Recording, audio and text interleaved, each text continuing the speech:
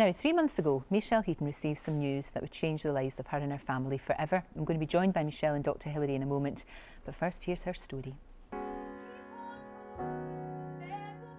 I am a carrier of the BRCA2 mutation gene, which basically means that I have an 80% risk of breast cancer and a 30 to 40% risk of ovarian cancer. It's really difficult to say how you feel when you get told something like that.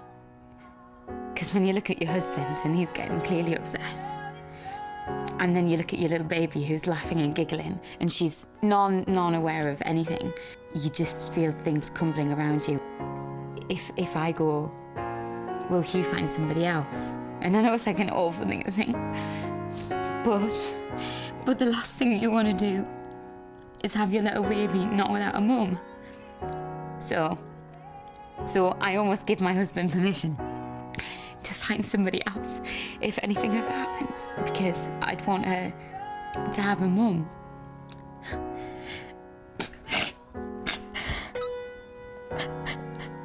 Everybody who's been dealing with me throughout this process, the doctors, the surgeons, my GP, everyone's just been fabulous, but they're not going through it. So today I'm going to be meeting Francis. I'm 41. I got diagnosed with breast cancer when I was 39. I found out I had the BRCA mutation, BRCA2, in September 2011. Charlotte. I'm 29 years old and I've got 3 children. I was 26 when we discovered there was a BRCA gene within our family. And Jacqueline. I'm 33 and I have a 14-year-old son. I have a strong family history of breast cancer. The major part of me finding out that I had the gene was, it was the guilt of possibly passing it on to Faith. Us getting tested and finding out we have the BRCA mutation, we've actually given our children a chance. Should I just get a double mastectomy because my time's almost running out? There is a lot of different things out there you can consider when looking at the operation. No regrets at all. It's a weight off my shoulders. You're not worrying every wee twinge. You have to be ready for it. It has to be at a time that's ready for you, and that might be sooner, it might be later. I think until today I even really understood how major everything is. So thank you, because I needed to know everything. Thanks. Don't cry. No, don't cry. You're fine. Oh, come on, don't cry. Come on, you'll be fine. Oh. Well, Michelle and Dr Hilary join me now. It's so emotional to watch that. No wonder you're getting upset just to see that.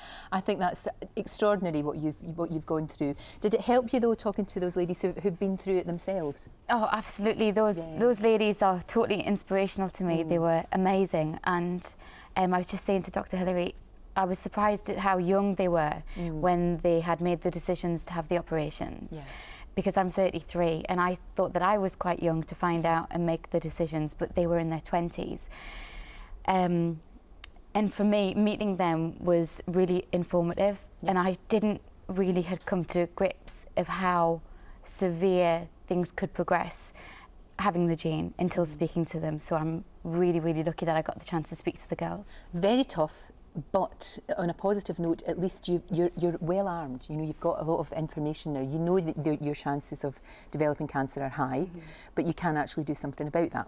Yeah, that's the best position that anyone can be in. I think that obviously the worst case scenario in the future is to be told you have cancer, we now have to treat it.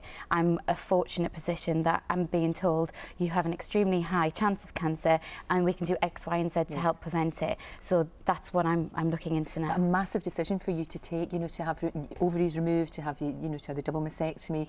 That's really, really tough. Of course, you know that it's to save your life, you will, but that's a really difficult one, isn't it, Michelle? It really is. I think what's difficult is timing it right. The double mastectomy, not so much. Obviously, that's not really going to affect me having children and hormonally. But getting my ovaries removed is going to onset menopause. I won't be allowed to have children anymore. And you've got one beautiful baby. We saw wee baby Faith. She's absolutely gorgeous. And I know that you want other children. You know, this is the thing. And I guess, do you feel a wee bit like the pressure's on? You know? I do. I kind of feel lucky that I found out now rather than pre-Faith. Because I think that if I had found out this information before having Faith, maybe the pressure would have been too great to conceive as quickly as I had have done. Obviously, we don't know. But yeah, I'm absolutely fortunate that I've got one gorgeous child, and if that's the only one that I have, then I'm more than fortunate. But of course, I'd love more. It's a very, very difficult one, isn't it, Hilary? It's tough, but it just shows the advances that we've made, that people now have that choice, albeit a really, really difficult one. Sure. I mean, 5% of breast cancers are genetic, and of those, this particular gene accounts for about 1/3 of those cases. So there you are, you find out you've got the gene, then you have this dilemma. What do you do about it? Do you worry for the rest of your life that you might get breast cancer at a young age in an aggressive form? Or do you do something about it and remove the breasts and possibly the ovaries as well at some point when you've completed your family? Very, very difficult. And of course, it's an individual choice. Yes. There are alternatives, lots of intensive screening starting at a young age, ovarian conservation, taking some of the eggs from the ovary before they're removed. There are options, but nevertheless, I mean, somebody like Michelle talking about it brings it home. It really does. It makes it real. And it's a difficult decision. Michelle, does baby Faith have to be tested? Because I mean, she's tiny now, but eventually will she have to be? Yes, so she now has a 50% chance of having the gene as well, inherited from me.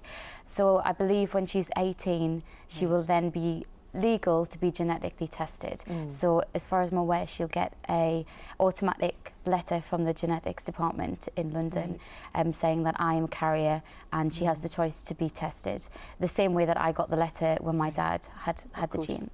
You've got a lot of support though, which is great. You know, you've got a great man. I've got a fantastic husband. And he has been absolutely brilliant. And you're heading off now for an MRI scan, I believe? I am, yes. Yeah. I'm going straight to Watford General, my local, who've just been fantastic throughout everything. And I've got an MRI scan now, my first one. Right. So I'm not quite sure what to expect. Okay. But hopefully it will show clear. And then from that, I can then discuss the double mastectomy options, because they have to show that I don't currently have breast cancer before I can go down the route. I understand. Well, we'll obviously be following your progress, and it's very good of you to let us do that, because I think it's really important for everybody to see what this involves and all the options that are there. Thank you so much, Michelle. Really appreciate it. Thank you so much for having me and giving me the option to meet all these wonderful women. And Hilary, thank you too. Pleasure. And for more information about Michelle's story and all the information that you need to know about BRCA, you can visit our website, itv.com.Lorraine/Lorraine, I should say, right after the break.